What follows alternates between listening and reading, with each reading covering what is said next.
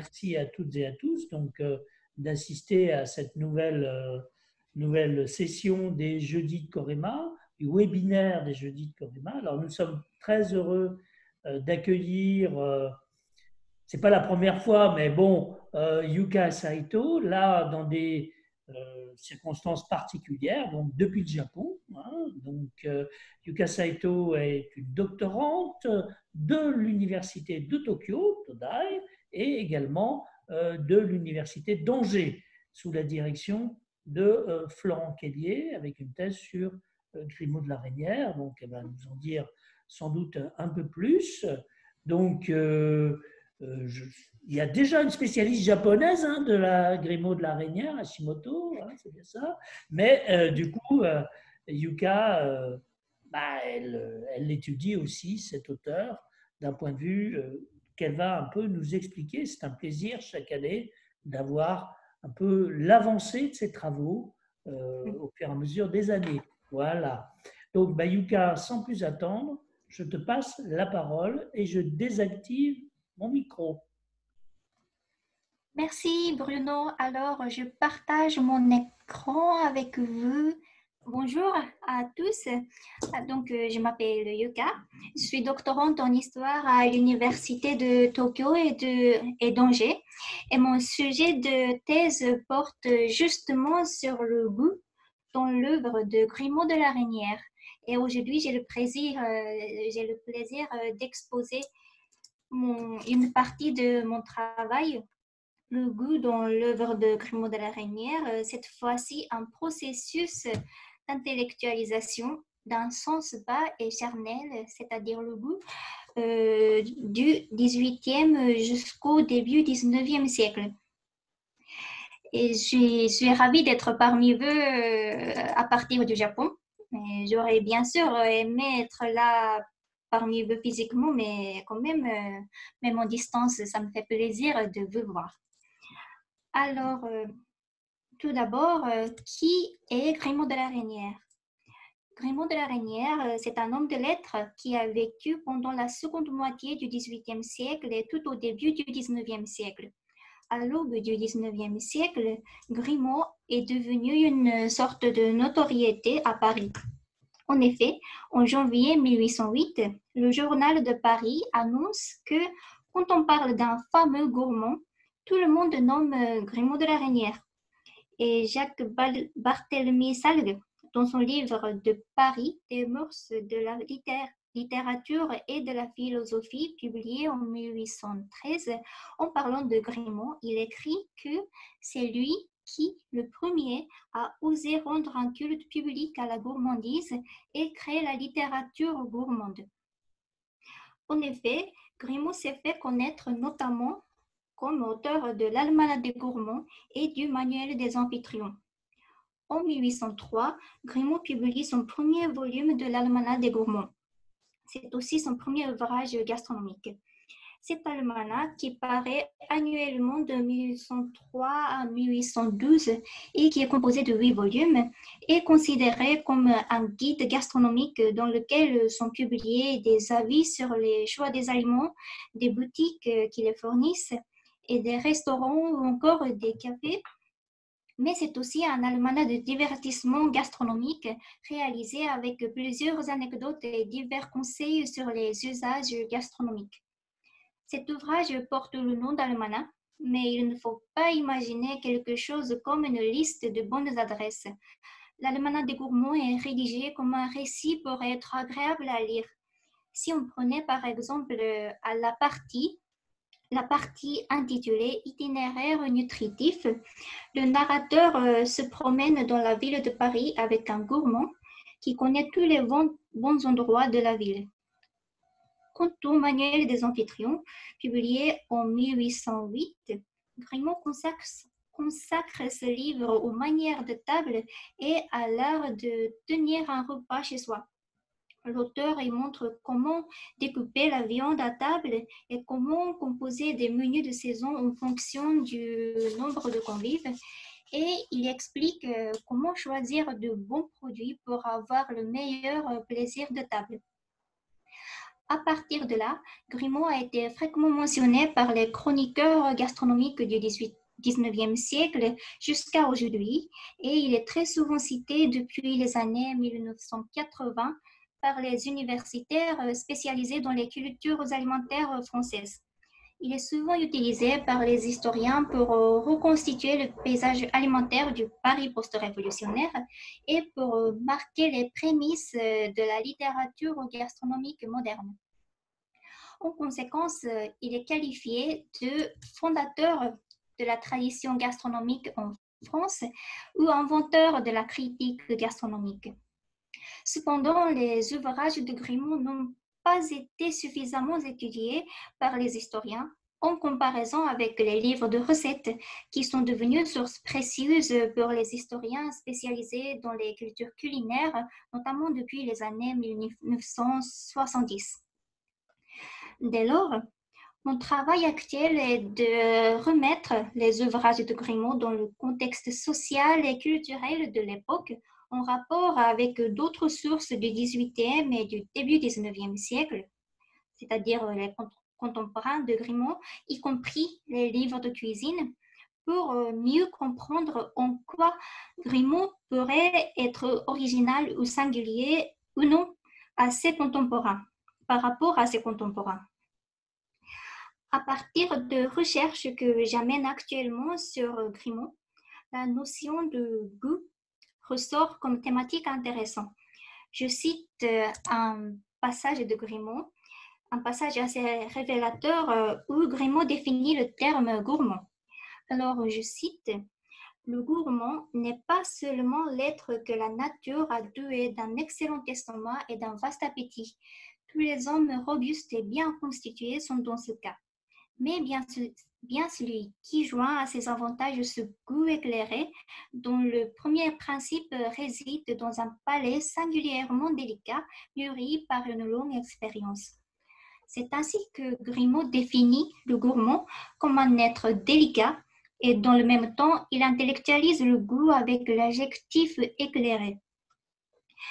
Alors, il est notable que Grimaud valorise ainsi le sens du goût, car le goût, comme le toucher, était considéré comme un des sens les moins intellectuels, voire grossiers, tout au long des temps modernes. Contrairement au sens de distance, c'est-à-dire la vue et l'ouïe, le goût et le toucher pouvaient être perçus comme sens dangereux, conduisant les hommes au plaisir charnel, voire même à l'animalité. En effet, les traités de civilité de l'époque interdisent de montrer ses appétences et des dégoûts à table et ils invitent sans cesse à contrôler la gourmandise. Voilà, à ce propos, je cite un religieux, Jean-Baptiste de La Salle, je cite, c'est une marque qu'on est sujet à sa bouche de demander lorsqu'on est à table ce qui est le plus à son goût.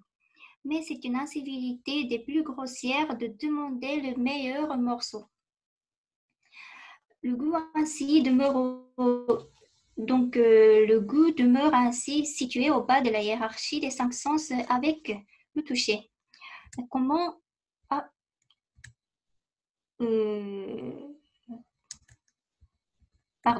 Mais comment alors Grimaud parviendra-t-il à mettre en avant le sens du goût comme une qualité essentielle d'un homme délicat au début du XIXe siècle? Donc, dans cette perspective, mon exposé d'aujourd'hui se propose d'examiner ce processus de valorisation du sens du goût du XVIIIe au début du XIXe siècle en se focalisant sur les représentations du goût et des autres sens dans l'œuvre de Grimaud de la Reynière. Pour mieux saisir le contexte de l'époque, nous verrons ensemble d'abord le contexte culturel du XVIIIe siècle autour de la hiérarchie des 5 sens et nous examinerons également comment le goût et les 5 sens sont traités dans les livres de cuisine du XVIIIe siècle, car les auteurs de traités culinaires partagent avec Grimaud l'intention de hisser la cuisine française au rang des arts et des sciences en essayant de dépasser la perception investie du mépris à l'égard du goût sensuel. Ensuite, nous explorerons les textes de Grimaud en insistant sur les représentations des cinq sens pour dresser une sorte de balance des sens présente dans ces ouvrages. Nous analyserons enfin une iconographie, le frontispice de la première année de l'Almanach des gourmands, qui est représentatif de la notion de goût défendue par cet auteur. Alors, voilà. Avant d'aborder l'analyse des textes de Grimaud, il semble indispensable de rappeler le contexte culturel et historique du XVIIIe siècle en lien avec la hiérarchie des cinq sens. Comme je l'ai évoqué tout à l'heure, les sens du goût et du toucher étaient considérés comme grossiers et se situaient au bas de cette hiérarchie. Le toucher est le sens le plus grossier, il ne fonctionne qu'à proximité de l'objet et il est en mesure de conduire un être humain au plaisir charnel. Le goût est perçu comme le plus proche du toucher parmi les autres sens. Il comporte également la grossièreté dans l'imaginaire du XVIIIe siècle. En revanche, la vue et l'ouïe, les plus éloignés du toucher, occupent ainsi une place supérieure et le sens de l'odorat se situe au milieu entre les sens supérieurs et les sens inférieurs. La vue et l'ouïe sont considérées comme nobles puisqu'elles participent à des exercices intellectuels et humains, comme par exemple parler et lire, alors que le goût, le toucher et l'odorat semblent soumis à l'instinct, donc à l'animalité. Même si on évoque le bon goût, un goût spirituel dans le jugement esthétique des Lumières, le goût sensuel reste toujours déprécié à la fois dans les traités physiologiques et dans les réflexions philosophiques. En effet, le médecin Vandermonde, un médecin du XVIIIe siècle, il explique que le goût comporte la mécanique grossière du toucher, comme on le voit sur le diapo, et l'odorat est un sens mixte qui tient le milieu entre les deux plus délicats et les deux plus matériels. Cependant, dès le milieu du XVIIIe siècle, des prémices de la valorisation du goût apparaissent dans les livres de cuisine. Les traités culinaires publiés à partir des années 1730 qualifient leur cuisine de moderne, en appelant la cuisine du siècle passé la cuisine ancienne. Cette cuisine moderne se caractérise notamment par l'utilisation fréquente des bouillons, des courts bouillons et des coulis à base de viande, poisson ou légumes qui constituent les fonds de préparation. Selon les auteurs de ces livres, il s'agit de l'art de respecter et de ressortir les saveurs naturelles des denrées pour composer harmonieusement les sauces et les fonds pour réaliser une large variété de recettes. La nouveauté de cette cuisine moderne ne consiste cependant pas seulement dans la pratique, mais aussi et surtout, elle consiste en la manière de discuter l'art culinaire. C'est-à-dire, la cuisine ne se contente plus d'être un simple art mécanique, mais elle revendique désormais sa place dans les beaux-arts. En effet, les traités culinaires sont accompagnés de préfaces souvent bien longues qui livrent des réflexions sur la cuisine et sur le plaisir gustatif. Les auteurs de ces introductions prennent soin de valoriser le sens du goût comme un sens essentiel pour le cuisinier artiste et ils fournissent des réflexions philosophiques sur les cinq sens aussi. Les cinq sens constituent pour eux un sujet essentiel car le statut de la cuisine dépend grandement de la manière de percevoir le sens du goût. En effet, jusqu'au milieu du XVIIIe siècle, le sens du goût est considéré comme un sens charnel et grossier qui permet de distinguer les saveurs, tandis que la cuisine demeure conçue comme un art mécanique dépourvu de savoir théorique. Dans ce contexte, les livres de cuisine essayent de mettre le goût au rang des sens considérés plus nobles, à savoir la vue et l'ouïe. Je cite à ce sujet la préface de la science du maître d'hôtel cuisinier, un livre de cuisine du XVIIIe siècle qui défend l'utilité du goût. Alors, je cite, l'agrément des saveurs et des odeurs n'est pas moins assorti à nos besoins que celui des couleurs et des sons. Une impression douce et agréable annonce les odeurs et les saveurs qui peuvent entretenir dans le sang le juste mélange de sel et de soufre qui décide de la santé. Dans ce passage, l'auteur souligne effectivement l'utilité du goût et de l'odorat pour la conservation de la santé, alors que ce sont des sens méprisés à cause de leur aspect grossier. À ce propos, l'auteur de cette préface cite un ouvrage du philosophe, l'évêque de Pouilly, publié juste 2 ans avant la parution de ce livre de cuisine. Aussi, pour mettre en avant l'aspect esthétique de la cuisine, les auteurs des préfaces des livres de cuisine recourent également aux idées sur le beau représentées dans les traités d'une nouvelle esthétique naissante au cours du XVIIIe siècle. Dans les traités d'une nouvelle esthétique, les auteurs de ces préfaces empruntent effectivement la notion d'harmonie à l'esthétique.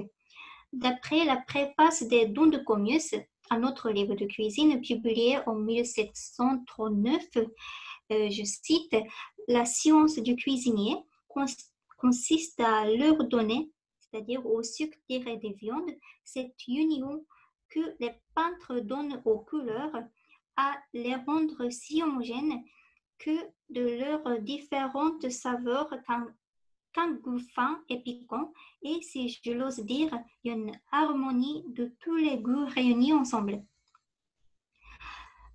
La notion d'harmonie est reprise par la science du maître d'hôtel cuisinier. En comparant la diversité des couleurs à la diversité des saveurs, l'auteur écrit, je cite, c'est au milieu du passage sur le diapo, ce serait peu que la diversité des saveurs, quelque étonnante qu'elle soit, si elle n'était accompagnée de l'unité. Voilà les deux objets, c'est-à-dire la diversité et l'unité, que la nature propose en tout et qui, au jugement d'un auteur célèbre, font le fondament unique de tout ce qui est beau. Sera-t-on donc blâmé d'avancer qu'il y a l'harmonie des saveurs comme des sons et peut-être celle des couleurs et des odeurs? L'auteur souligne clairement l'analogie et la ressemblance entre la cuisine et la peinture. Ce passage se réfère effectivement au traité du goût de Jean-Pierre Crozat et en effet, l'auteur célèbre mentionné dans ce passage, c'est lui. En effet, Crozat affirme que un objet mérite le nom de beau quand il renferme des diversités qui se réduisent à quelques unités. La diversité et l'harmonie des saveurs se comparent ainsi à celle des couleurs et des sons. Dans ce sens, les livres de cuisine incitent à appliquer la théorie du goût à la préparation culinaire. Ce développement autour de l'harmonie des saveurs est intimement lié à la valorisation de l'organe du goût. Selon les traités culinaires, le cuisinier étant artiste, son organe du goût est aussi important que les yeux des peintres et les oreilles des musiciens, comme vous le constatez dans ce passage tiré de la science du maître d'hôtel cuisinier. Il faut au cuisinier des palais délicats, comme un profond musicien des oreilles fines et savantes. En conséquence, nous pouvons ainsi dire que les livres de cuisine des Lumières valorisent le sens du goût en exploitant les dernières théories physiologiques et esthétiques de l'époque. Ils essaient d'accorder au goût autant d'importance qu'à la vue et à l'ouïe, afin d'élever l'art culinaire au rang des beaux-arts et des sciences. Mais ces livres de cuisine ne remettent toujours pas en cause la supériorité des sens de la vue et de l'ouïe, et le goût corporel reste moins apprécié quand même que le goût intellectuel, et ceci tout au long du siècle. Alors, je passe maintenant à l'analyse des textes de Grimont.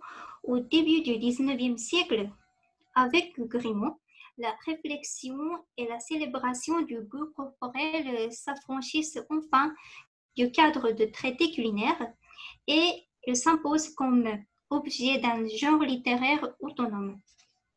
L'Almanach des gourmands livre ainsi des conseils sur le choix des produits, sur les boutiques, sur les cafés et des restaurants, et Grimaud crée un système d'évaluation culinaire intitulé Jury dégustateur, où les produits envoyés par les producteurs ou les fournisseurs se présentent pour être examinés sous anonymat, du moins d'après Grimaud, par les membres du jury. Les membres du jury sont convoqués tous les mardis pour la séance du jury dégustateur et ils rédigent un procès-verbal de chaque séance. Vous voyez sur le diapo le frontispice de la 3e année de l'Almanach des gourmands qui représente une séance du jury dégustateur. Les denrées ayant obtenu le titre de légitimation vont être présentées dans le prochain volume de l'Almanach des gourmands. Je rappelle ici que Grimaud était un ancien avocat et critique de théâtre. C'est pourquoi il emploie ainsi la terminologie juridique pour souligner la légitimité de sa critique gastronomique. Grimaud traite également dans cet almanach les règles de savoir-vivre à table qui seront réunies dans son manuel des amphitryon. Ces 2 ouvrages sont publiés à Paris au cours de la période post-révolutionnaire où les restaurants et les boutiques alimentaires se multiplient parallèlement à l'apparition des nouveaux consommateurs. Il s'agit effectivement des nouveaux riches tout au début du XIXe siècle. Alors ici, il importe de rappeler la naissance de Grimaud, qui est né d'un riche fermier général et d'une mère d'origine aristocratique. Donc, il a appris les usages de table de l'aristocratie de l'Ancien Régime. C'est comme ça qu'il publie ses ouvrages portant sur les choix des produits alimentaires, sur les bonnes manières, diffusés au grand public au début du XIXe siècle. Par là, Grimaud invente la littérature gourmande française. Il précise lui-même que l'Almanach des gourmands n'est point un livre de cuisine, mais Grimaud indique lui-même qu'il consulte des divers traités sur l'art alimentaire, y compris des livres de cuisine du XVIIIe siècle, de Menon et François Marin aussi, bien sûr. Dans cette perspective, il nous semble intéressant de voir l'argumentaire de Grimaud au sujet des 5 sens et du statut du goût dans une étude comparative. Alors, ayant pour but d'initier l'art de vivre gourmand, Grimaud lutte sans cesse contre l'idée que la gourmandise est un vice et que le gourmand est synonyme de glouton et de goulu. En effet, les dictionnaires contemporains, y compris le dictionnaire de l'Académie française, définissaient la gourmandise de cette façon. Or, Grimaud établit sa propre définition du gourmand dans l'Almanach des gourmands. Et il exprime dans cette définition un remarquable intérêt pour les 5 sens. Je cite, en effet, c'est le passage que je viens d'évoquer au début de cette intervention. Quand même, je lis, le gourmand n'est pas seulement l'être que la nature a doué d'un excellent estomac et d'un vaste appétit. Tous les hommes robustes et bien constitués sont dans ce cas. Mais bien celui qui, joint à ses avantages ce goût éclairé, dont le premier principe réside dans un palais singulièrement délicat, mûri par une longue expérience. Tous les sens doivent être chez lui dans un constant accord avec celui du goût, car il faut qu'il raisonne ses morceaux, même avant que de les approcher de ses lèvres. C'est dire assez que son coup d'œil doit être pénétrant, son oreille alerte, son toucher fin et sa langue capable. Ainsi le gourmand, que l'Académie nous peint comme un être grossier, est au contraire par état un personnage doué d'une extrême délicatesse. C'est ainsi que Grimaud définit le gourmand en insistant sur la finesse de ses sens. Il souligne surtout le goût éclairé et la délicatesse de son palais, l'organe du goût. Il est évident que Grimaud consacre une place particulièrement importante au sens du goût. tout en attribuant aux autres sens des fonctions complémentaires ou secondaires. Avec l'adjectif éclairé et le verbe raisonner, le goût et l'acte gustatif se trouvent systématiquement liés à l'exercice intellectuel. En effet, Grimaud affirme que le goût éclairé n'est acquis que par une longue expérience. Et ici, je rappelle que dans l'idée de la hiérarchie traditionnelle des cinq sens, le goût était perçu comme un instinct soumis à l'animalité. Pour Grimaud, c'est tout à fait autre chose. En effet, il écrit, je cite Grimaud, « C'est faire trop honneur à l'enfant que l'appeler gourmand. Il n'est tout au plus que goulu, puisque le savoir et l'expérience lui manquent également pour apprécier le mérite des bons morceaux. » Donc, selon Grimaud, le goût est incontestablement un sens noble, car la gourmandise est avant tout une politesse liée à l'expérience et au savoir, permettant à un homme de se rendre aimable grâce à la supériorité de son goût. Par conséquent, le goût sensuel s'assimile au goût moral dans la représentation du gourmand dessinée par Grimaud. Alors maintenant, je reprends la définition du gourmand de Grimaud pour examiner la place accordée aux autres sens. En mettant avant le goût dans ce passage, Grimaud mentionne également l'importance de la concordance entre le goût et les autres sens, c'est-à-dire son coup d'œil doit être pénétrant, son oreille alerte, son toucher fin. Or, Grimaud ne mentionne pas l'odorat dans ce passage et cela suggère sans doute une ambiguïté culturelle en lien avec le sens de l'odorat. Certes, l'odorat contribue énormément à l'appréciation des mets, mais dans le même temps, il est un des sens considérés comme les moins intellectuels. En effet, à l'époque moderne, flairer est perçu comme un acte incivil, voire animal. Jean-Baptiste de La Salle précise dans son traité de civilité, il est très méséant lorsqu'on est à table de flairer les viandes ou de les donner à flairer aux autres. Et d'un point de vue philosophique, Condillac, à son tour, affirme que l'odorat est de tous les sens celui qui paraît contribuer le moins aux connaissances de l'esprit humain. Pour Grimaud, les sensations olfactives importent dans la mesure où elles servent d'un avant-goût au plaisir gustatif et complètent également l'appréciation des saveurs. Grimaud mentionne ainsi dans la première année de l'Allemagne des gourmands l'odorat subtil du gourmand qui guidera notre inexpérience en trouvant le fumet de tous les beaux morceaux dans la ville de Paris.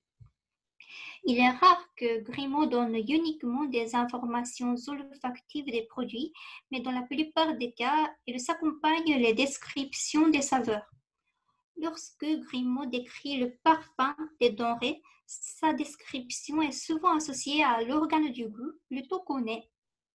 Enfin, Grimaud décrit le parfum agréable des cerises blanches de Villebousin, je cite, et les embaument le palais d'une manière délicieuse. Et maintenant, on va passer à la vue dans les écrits de Grimaud. À l'instar de l'odorat, la vue participe à l'avant-goût et à la perception des saveurs. Grimaud assure effectivement que le jugement des yeux influe toujours sur le jugement du palais. Dès lors, le goût, la vue et l'odorat deviennent les sens les plus souvent évoqués par Grimaud.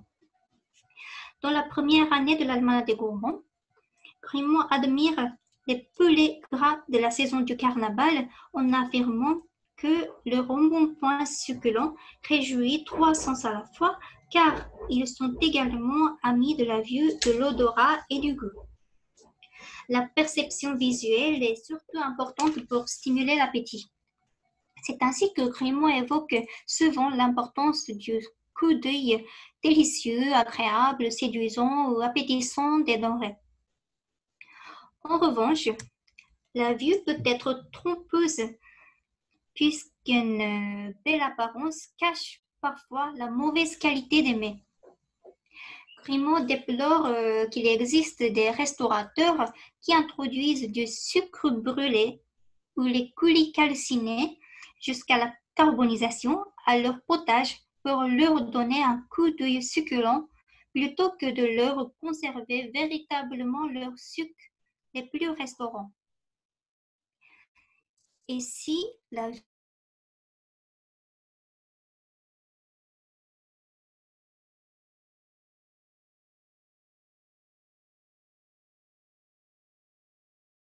sont en mesure de stimuler l'appétit des convives, il peut être ambigu. L'ambigu, c'est une sorte de repas où tous les mets chauds et froids.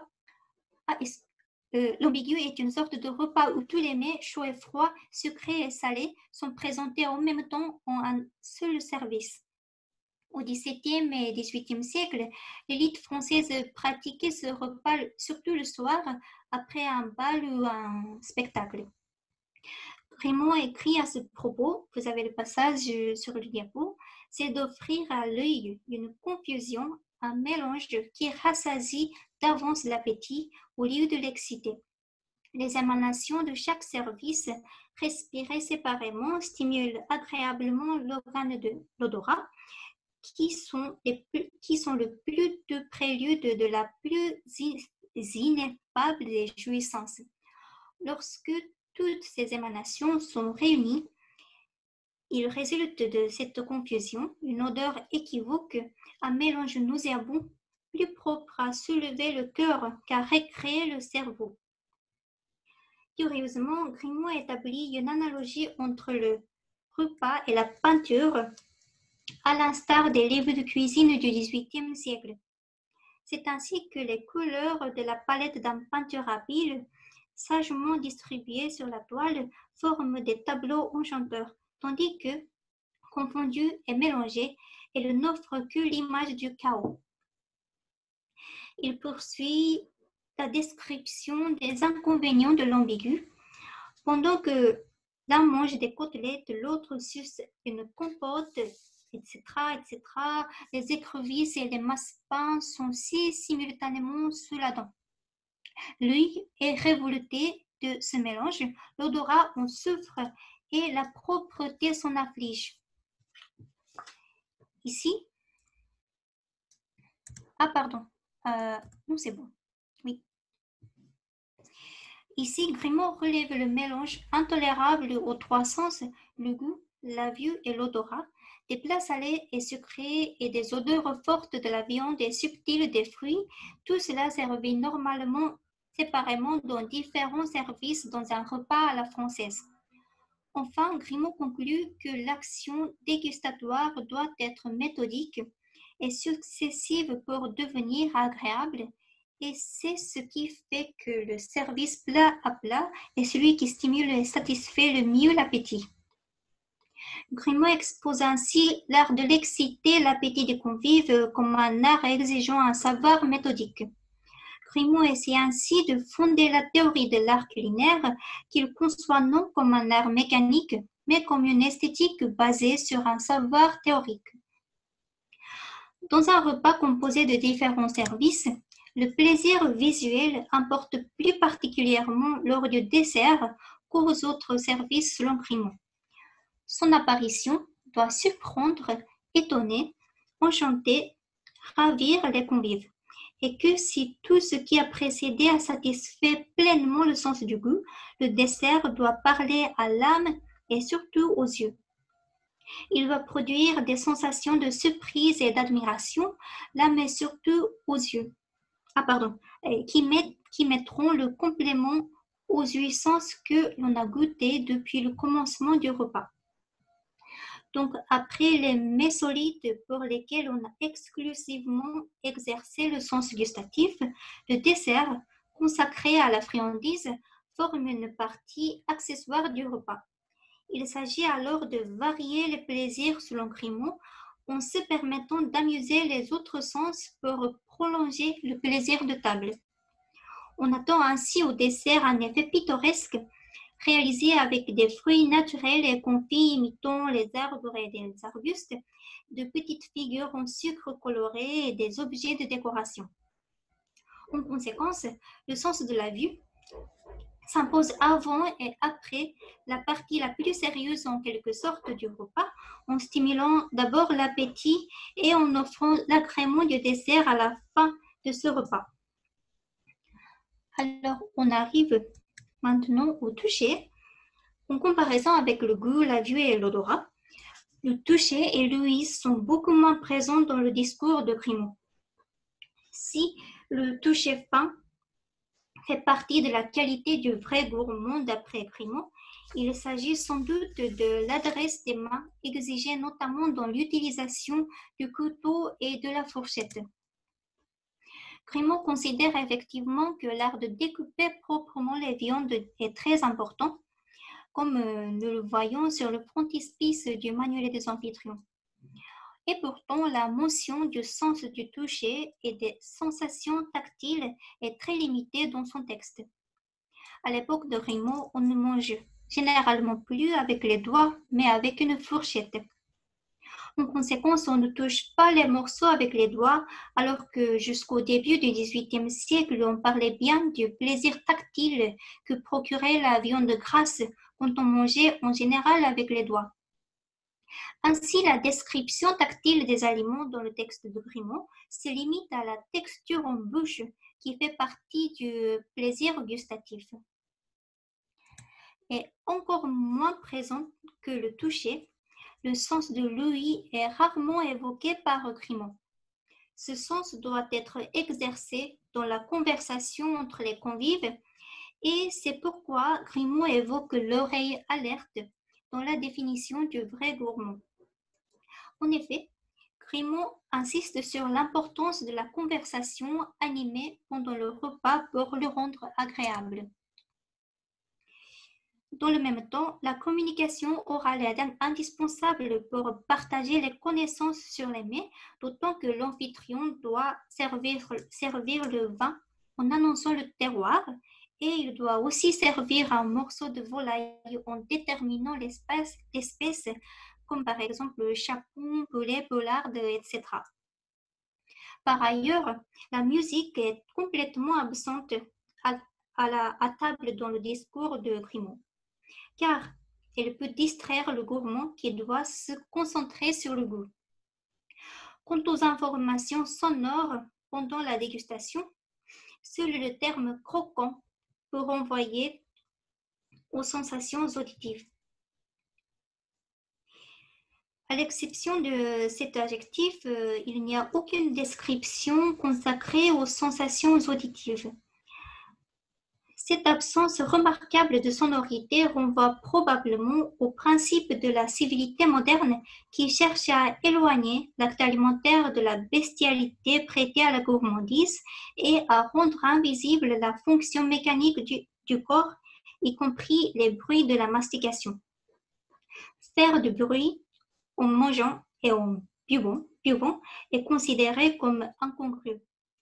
Grimaud, qui cherche à ennoblir l'acte gustatif, donc il délogiquement la sonorité produite par les organes digestifs. En effet, en définissant le gourmand comme un être intellectuel et délicat, Grimaud précise que le glouton mange avec un bruit désagréable. Donc, les informations auditives demeurent particulièrement limitées dans les écrits de Grimaud. Ils sont passés à l'arrière-plan pour ne pas dissiper le mangeur qui doit se concentrer sur le goût. Et le bruit corporel accompagnant l'indigestion n'est pas représenté dans l'écriture puisqu'il appartient à l'aspect grossier de l'acte alimentaire rejeté par Grimaud. Alors, ensemble, nous avons exploré le panorama des représentations des 5 sens dans l'écriture de Grimaud. L'auteur intellectualise l'art de manger dans lequel le goût joue un rôle central et les autres sens occupent une place plus marginale. La vue et l'odorat sont néanmoins importants puisqu'ils peuvent stimuler l'appétit en offrant un avant-goût du plaisir gustatif, tandis que les représentations de l'ouïe et du toucher sont extrêmement limitées dans les écrits de Grimaud. Il est intéressant de voir que Grimaud se soucie tout le temps de souligner la prééminence du goût sur les autres sens. Certes, les livres de cuisine du XVIIIe siècle valorisaient le sens du goût, mais ils essayaient de le hisser au rang de la vue et de l'ouïe sans remettre en cause la supériorité de ces sens perçus nobles dans la hiérarchie traditionnelle.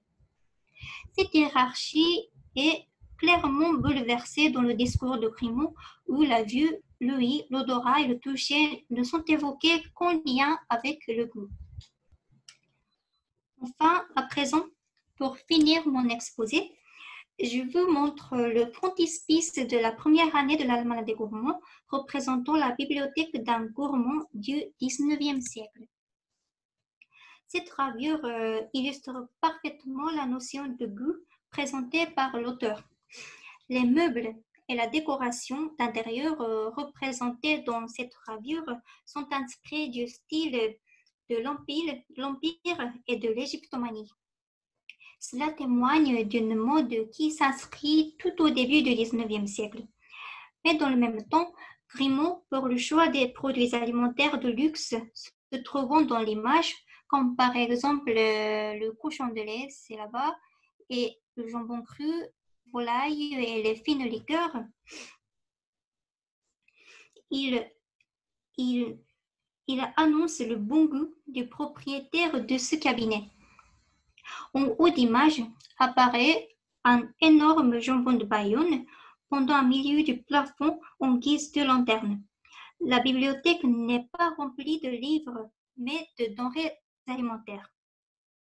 Les produits alimentaires se manifestent non seulement comme une nourriture, mais aussi comme source de connaissances et de savoir. D'ailleurs, le corps du mangeur n'est pas représenté dans cette image. L'acte alimentaire est ainsi volontairement éloigné de la corporalité et de la matérialité. Grimaud associe explicitement l'alimentation aux activités intellectuelles. Alors, ce frontispice présage à la fois le goût esthétique et les connaissances en alimentation du gourmand, toujours selon Grimaud.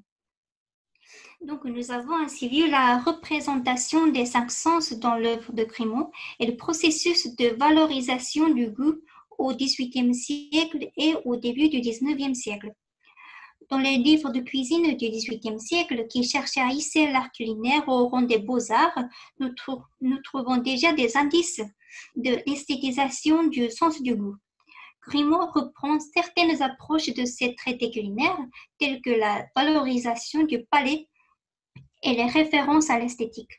Sous sa plume, le goût constitue le sens le plus important et le plus incontournable dans l'appréciation des mets. Le sens du goût accède au spirituel, à la fois dans l'iconographie et dans le langage de notre auteur. Et les autres sens sont passés à l'arrière-plan en auxiliaire du fonctionnement du goût. La naissance de la critique gastronomique va de pair ainsi avec cette promotion du sens du goût. Les ouvrages de Grimaud, c'est le dernier slide, les ouvrages de Grimaud ont eu de diverses réactions de ses contemporains. Selon le Journal de Paris de 1804 et 1805, grâce à Grimaud, l'art alimentaire s'est élevé par un essor nouveau jusqu'au rang des beaux-arts. Et autrefois, on ne parlait gigot, à loyaux, sauce et ragoût que dans l'antichambre et à la cuisine. Maintenant, les hommes de bon ton aiment surtout à parler de bonne chair. En revanche, il est vrai que l'Almanach des gourmands a été critiqué aussi par sa célébration du goût sensuel, comme par exemple le frontispice de l'Almanach perpétuel des pauvres diables pour servir de correctif à l'Almanach des gourmands, publié en 1803. Il représente ainsi une bibliothèque remplie de livres et un homme de lettres fort maigre avec un morceau de pain et un verre d'eau. Pour se moquer explicitement l'alliance de la nourriture et des connaissances représentées dans la bibliothèque gourmande de Grimaud. Toutefois, après Grimaud, Brillat-Savarin succédera à Grimaud en cultivant à son tour les réflexions à la fois morales et physiologiques autour des cinq sens pour défendre l'utilité de la gourmandise et du goût dans sa physiologie du goût. Et la critique gastronomique ne cessera de prospérer jusqu'à nos jours pour illustrer l'alliance du goût corporel et spirituel défendue avec ardeur par Grimaud à l'aube du XIXe siècle. Voilà, merci. Merci pour votre écoute. Merci beaucoup, Yuka, pour ce brillant exposé qui nous permet là, de progresser dans la connaissance de Grimaud de la Reynière. Donc, il faut dire que c'est un auteur très important.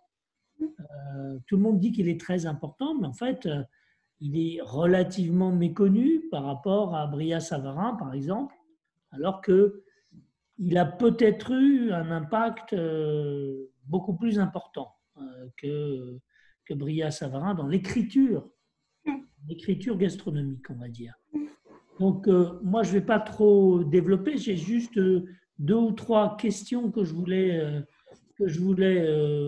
suggérer, ou 2 ou 3 pistes, et que tu as déjà cité. Hein. C'est d'abord l'ambiguïté du terme de goût lui-même, c'est-à-dire qu'il désigne à la fois un sens, donc, et en même temps, il y a tout le jugement esthétique, le bon goût, etc. Donc, donc on pense à Diderot, des gens comme ça.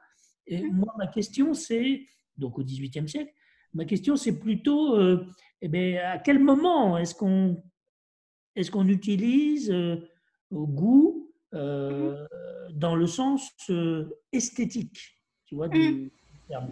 Donc ça, c'est un peu ma première question. C'est est-ce que c'est justement, ça fait partie du contexte est-ce que ça a été dans un sens, non pas dans. Enfin, tu vois, c'est un truc, c'est sans doute assez compliqué, mais bon, voilà. Et puis, deuxième question, puis après, donc, j'en poserai une troisième, après, c'est fini, hein, donc, tu pourras. Voilà. À un moment, ça m'a frappé qu'il faisait, Grimaud, l'éloge du service plat à plat. Donc, on pense au service à la russe, mais bon, au-delà de ça, est-ce que dans les dîners ou les déjeuners, je ne sais plus si c'est des dîners ou des déjeuners qu'il organise, régulièrement, là, est-ce qu'on sait si c'est un service plat à plat, hein? Voilà. Ah, d'accord. Je ne sais pas, hein, je pose une question. Hein. Oui, bien sûr. Et puis, troisième élément, ce qui m'a intéressé, c'est la question évidemment d'une part de la dévalorisation de l'odorat. Et je pense que l'odorat était mieux considéré dans les périodes anciennes, par exemple au Moyen-Âge. Pour le Moyen-Âge, ces éléments d'hiérarchie des sens, ils sont aussi liés à des questions religieuses, on va dire, parce que la vue et l'ouïe, c'est des moyens de communication directe avec Dieu, puisque il peut apparaître sous forme de vision. On bénéficie de sa vision béatifique après, quand on va au paradis, hein, et puis il peut aussi se faire entendre. Hein. Donc, c'est pour ça que c'est des sens un peu élevés pour le Moyen-Âge, tandis évidemment le goût et le toucher. Alors, le toucher, ce qui me paraît important, c'est que le toucher a été longtemps une marque de la gourmandise, en fait, qui était plus qu'un désordre du toucher, on pourrait dire qu'un désordre du goût. Enfin, je m'explique mal. La métaphore du gourmand, c'était c'est Philoxène, je crois, l'auteur qui en parle, et ensuite repris par Aristote dans l'éthique Nicomaque, celui qui, en fait, a tellement de plaisir à sentir les aliments toucher son ésophage qu'il voudrait avoir le cou très très long, comme une grue. C'est ça qui... Et donc, toucher, goût, enfin, tu vois, ça participe, me semble-t-il, de la goula, c'est au Moyen-Âge, on dit comme ça, Oui. c'est-à-dire en fait, d'une gourmandise qui ressemble au fait d'être gourmand, quoi. Voilà. Donc c'est un peu, il y a un peu beaucoup de questions, excuse-moi, mais bon, voilà. Oui, Ben oui, je peux oui. commencer à répondre. Oui, en fait, d'abord sur le toucher, en fait, Grimaud, il le privilégie comme l'organe du goût, surtout le palais, parce que il éloigne volontairement les sensations gustatives du sens de toucher. Donc, il essaye de ne pas dire, par exemple, la gorge ou le gosier. Est-ce que c'est correct, le gosier? Ils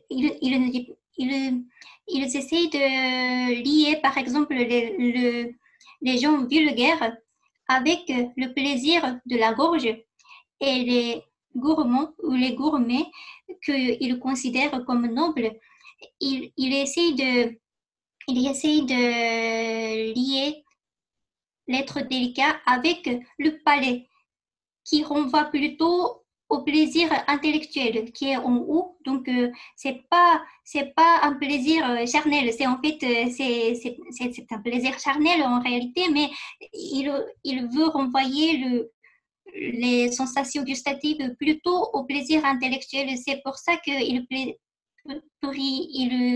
sélectionne le palais comme l'organe du goût qu'il privilégie dans son texte. Et puis, en fait, sur les services, dans, par exemple, les déjeuners philosophiques ou les sociétés des mercredis, etc., qu'il a organisées, en fait, on le connaît très mal. On ne sait pas vraiment ce qui se passait par rapport au service. Les sources ne permettent pas vraiment de savoir la modalité du service, ce qui se passait dans ces, voilà, dans ces sociétés. Et puis, en fait, oui, sur la dévalorisation de l'odorat, en fait, Grimaud, j'ai pas précisé dans ma communication, mais Grimaud valorise un petit peu le sens de l'odorat aussi dans son texte. C'est-à-dire, par exemple, il prend le terme arôme pour désigner, comment dire, le principe tiré des sucs des aliments qui est odorant. Et en fait, le terme arôme était encore nouveau à l'époque. Il me semble que c'est un terme utilisé depuis les années 1780. Et c'était un terme chimique.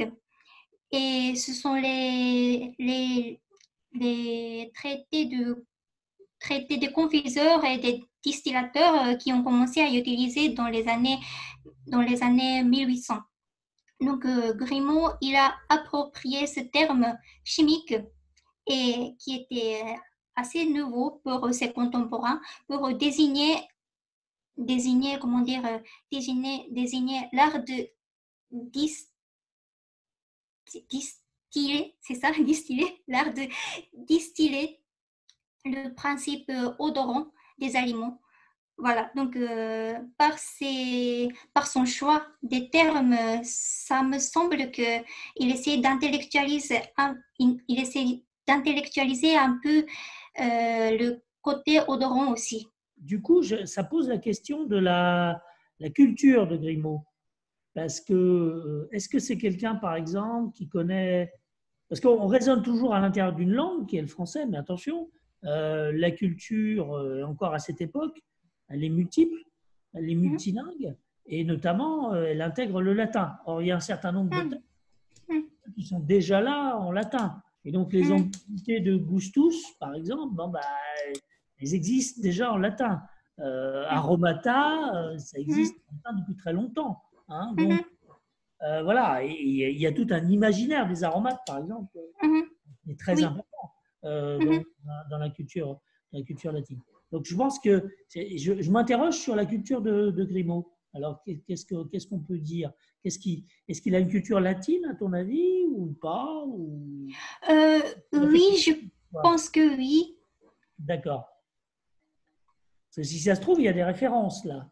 Comme il écrit pour le grand, j'allais dire pour le grand public, il a tu vois, des citations d'auteurs connus, quoi, Mm, mm, voilà, qui font un peu de la vulgarisation, on va dire, mm. scientifique. Mais si ça se trouve, enfin, je ne sais pas, hein, je pose la question. Hein, si ça se trouve, il a une culture. De la même manière que, par exemple, Bria Savarin a une culture qui est une culture Mhm. plutôt scientifique que véritablement littéraire. C'était un peu, pour reprendre ta question, que je ne pense pas que tu as vraiment répondu. C'était en français. Quand est-ce qu'on commence à parler de goût et surtout de Mhm. bon goût qui n'est pas aliment, c'est-à-dire dans un sens métaphorique? Alors, puisque j'en ai parlé à un colloque il y a quelque temps, alors en anglais, c'est intéressant de voir, on peut presque donner une date exacte. Parce qu'il Oh. y a un texte de 1712 Mhm. qui utilise ce terme dans ce sens-là. Par contre, D'accord. en italien, c'est beaucoup plus tôt parce que Mhm. on le trouve déjà chez Vasari quand il parle de peintres qui ont un bon goût. Mhm. Donc, dans les différentes langues, ça a l'air de commencer à des différents moments. Ce que je trouve, je serais très intéressé de savoir, en français, quand est-ce qu'on utilise? Est-ce que tu as peut-être fait une petite recherche sur ça dans les dictionnaires pour voir? Oui, en fait, le goût, dans un sens figuré, le bon goût, ça commence à être fréquemment utilisé au XVIIe siècle. Mais avant le XVIIe siècle, je ne sais pas trop si c'était déjà au courant ou pas. Au moins au niveau des dictionnaires, au XVIIe siècle, le goût a commencé à élargir ses définitions comme, comme bon goût, goût spirituel pour désigner quelque chose un peu comme je ne sais quoi, même dans un sens théologique. D'accord. Mais tu sais, est-ce qu'il y a des dictionnaires français qui pourraient aider un peu à de fixer, disons, l'arrivée de ce concept et l'arrivée Je, du terme goût? je pense que oui, mais en fait, j'ai pas encore beaucoup recherché des sources avant le 18e, mais c'est très important, je trouve, donc Ouais. je vais voir. Merci. Merci à toi. Maintenant, on dispose de pas mal de dictionnaires en ligne hein, qui permettent de voir pour le français, vraiment de remonter pratiquement. Alors, on peut remonter au dictionnaire du Moyen Âge, hein, écrit durant le Moyen Âge. Euh, c'est des dictionnaires latins, mais souvent Mhm. il y a des glosses en français. Et donc, ça peut être intéressant de regarder ça. Oui. Et après, à partir du 16e, il y a toute une série de dictionnaires très connus, très nombreux, Estienne, etc., etc. Le trésor de la langue française, le premier. Mhm. Tout ça, et on peut le faire vraiment très, très aisément. Et je suis d'accord que ça serait une nécessité que, au fond, c'est vrai qu'au XVIIIe siècle, il se passe beaucoup de choses, mais bon, et ça arrive au terme aussi Mhm. d'une évolution, quoi, en fait. Oui. C'est ça la chose, et c'est ça qui est intéressant et Mhm. passionnant. Je veux dire, ce thème du goût, du bon goût, c'était déjà un intérêt de Jean-Louis Flandrin. Hein. Flandrin s'intéressait Oui. beaucoup à cette question-là. Hein. Mhm. La distinction par le goût, Mhm. c'était dans les deux sens. Hein. Donc, Mhm. voilà. Et bon, bah, ça nous intéresse beaucoup, oui, ici, dans ce séminaire, effectivement. Est-ce qu'il y aurait d'autres questions? Moi, j'ai personne qui se signale, donc je pense que tout est bon. Bon, bah écoute, je pense on est arrivé au bout de ce moment. C'est excellente communication. Et puis voilà, des questions qui étaient intéressantes aussi donc, et qui permettent d'aller plus loin. Et donc là, tu travailles beaucoup sur ta thèse actuellement. Est-ce que tu as d'autres projets? Tu as des projets de communication dans des colloques, des projets d'articles? Est-ce que tu as un article? Oui, j'ai un article sous presse. C'est un article dans les actes de colloque, le colloque qui s'est passé à Albi l'année dernière, organisé par l'ICREF. Ça va paraître l'année prochaine, oui, je crois. Voilà, bah, dès qu'il est paru, tu nous le signales, on met ça dans la bibliographie. Bon, ça ne veut pas dire qu'on va le tenir à disposition de tout le monde, mais bon, voilà, ça c'est toi qui vois. Mais là, dans la bibliographie, on le met, on essaye de faire des nouvelles de la recherche dans notamment le blog, quoi. Voilà.